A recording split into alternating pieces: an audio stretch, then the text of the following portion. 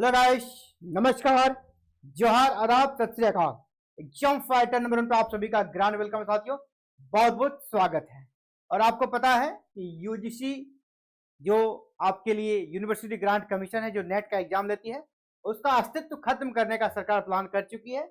और इसके लिए नया बिल लोकसभा में पेश भी हो चुका है, जिस बिल का नाम है क्या, विकसित भारत शिक्षा अधिष्ठान बिल। और ये शॉर्ट में VBSA इसको कह सकते हैं, वो शुद्ध हिंदी में इसका नाम दिया गया है।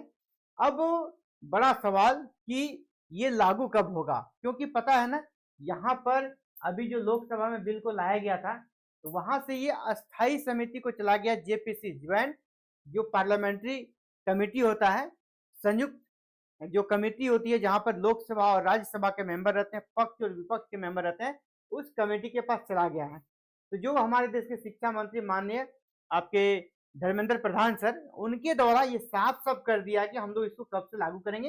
यानी यूजीसी नेट का जो एग्जाम होगा वो नया पैटर्न में अब कब से होगा, आपको ये बताने वाला है। बिल्कुल सटीक रिपोर्ट आपको देंगे, क्योंकि शिक्षा मंत्री का ये ऑफिशियल बयान है, तो उसमें उन्होंने बता दिया कब से हम लोग इसको लागू करेंगे। तो लागू कब से होगा, ये लागू हुआ मतलब यूजीसी नेट खत्म हो गया। अभी आपका यूजीसी नेट का एग्जाम जैसे चल रहा है वैसे कब तक चलेगा, ठीक है, कब ये बंद हो जाएगा, इसका पैटर्न कब बदल जाएगा, इस मैटर पे बात करेंगे। तो चलिए सबसे पहले इस न्यूज अपडेट को देखते हैं। यूजीसी नेट एग्जाम में जो नया बदलाव होगा उसके बारे में भी बात करेंगे, ठीक है। अब हम लोग बात करते हैं विकसित भारत शिक्षा अधिष्ठान जो बनने वाला है, इसका लागू होने की पूरी प्रक्रिया को समझते हैं और कब लागू होगा, इनके बयान को हम लोग एनालिसिस करेंगे।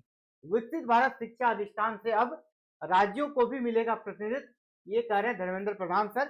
शिक्षा मंत्री ने शिक्षा अधिष्ठान विधेयक को लेकर विपक्ष की ओर से जताई जा रही आशंकाओं पर दिया जवाब, और इसी जवाब में उन्होंने बताया कि हमारा टारगेट क्या है, कब हम इसको लागू करने वाले हैं। तो चलिए साथियों, इसको देखते हैं पूरा डिटेल्स में और समझने का प्रयास करते हैं। और कब तक आप नेट का एग्जाम ऐसे दे पाएंगे, ये आप खुद ही कहेंगे कि अभी हमारे पास कितना मौका है, या हमें नए पैटर्न में चले जाना होगा तुरंत, ये आपको पता चलेगा। देखिए, उच्च शिक्षा को वैश्विक पहचान दिलाने के लिए इनका तर्क है कि हम इसको वर्ल्ड लेवल पे पहचान दिलाएंगे हायर एजुकेशन को, इसीलिए ये काम कर रहे हैं। इसमें कहा जा रहा है कि विधेयक जो 2025 है, इस पर विपक्षी दल ने आपत्ति जताई है। इसको लेकर केंद्रीय शिक्षा मंत्री धर्मेंद्र प्रधान सर ने जवाब दिया है और कहा कि इससे राज्य प्रभावित नहीं होंगे, बल्कि राज्यों के हित में काम करेगा, क्योंकि जो यहाँ पर 12 सदस्यीय यहाँ पर जो अधिष्ठान बनेगा, उसमें राज्यों के प्रोफेसर्स को भी, है ना, प्रत्येक राज्यों के प्रोफेसर्स को कम से कम 2 लोगों को यहाँ पर बारी बारी से रिप्रेजेंटेशन दिया जाएगा, प्रतिनिधित्व दिया जाएगा, यानी राज्यों का प्रतिनिधित्व यहाँ पे रहेगा। मान लीजिए झारखंड के इस बार 2 लोग गए, अगले बार बिहार के 2 लोग जाएंगे, नेक्स्ट बंगाल के जाएंगे, ऐसे ही यहाँ पर लोगों को मौका दिया जाएगा। इनका कहना है कि इससे राज्यों को अब ज्यादा मौका यहाँ पर मिल पाएगा।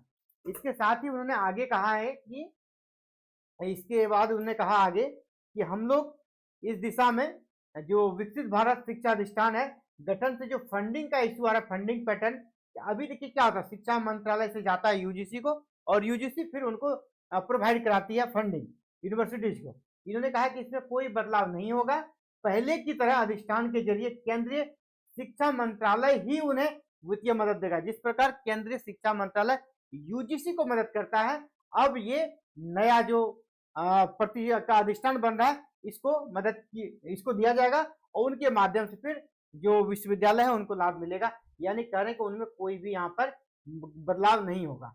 अभी क्या होगा, केंद्रीय वित्त पोषित संस्थानों को शिक्षा मंत्रालय ही यूजीसी के जरिए वित्तीय मदद देता है, यही पैटर्न रहेगा। बस है कि अब जो अधिष्ठान है उनके माध्यम से ये जाएगा, इसमें कोई चेंजिंग नहीं होगा। इनका साफ साफ कहना है राज्यों को मौका मिलेगा, ये भी ये कर रहे हैं। राज्यों के विश्वविद्यालयों एवं उच्च संस्थानों को शिक्षा मंत्रालय की प्रधानमंत्री उच्चतर शिक्षा अभियान, जिसको PM उषा कहा गया है, के तहत संसाधनों को जुटाने के लिए वित्तीय सहायता दी जाएगी।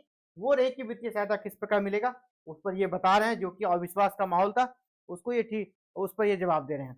अभी फिलहाल देखिए, अभी यहाँ पर जो हम दिखाना चाहते हैं, मेन जो आपका मकसद हमारा कि इसको कब से यहाँ पर लागू करेंगे, उस पर हम चलेंगे, ठीक है। कब से इसको लागू करने का प्रयास है, ठीक है, अब मैं उस पर चलता हूँ।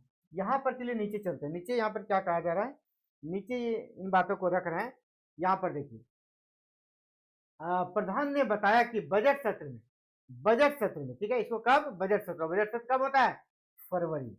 यानी सरकार का टारगेट है कि हम लोग फरवरी 26 में, ठीक है, यानी जून जो कह रहा हूं कि जून आपका लास्ट मौका मिल सकता है, क्योंकि ये फरवरी 26 में ये इनका टारगेट है, बजट सत्र में हम इसको लागू कर देंगे। बजट सत्र में इसको लागू करने का इनका प्लान है। चलिए पूरा हम दिखा देते हैं क्या लिखा हुआ है, कि इसको दिखाने का प्रयास करेंगे कि बजट सत्र में इसको पारित कराने का तैयारी है।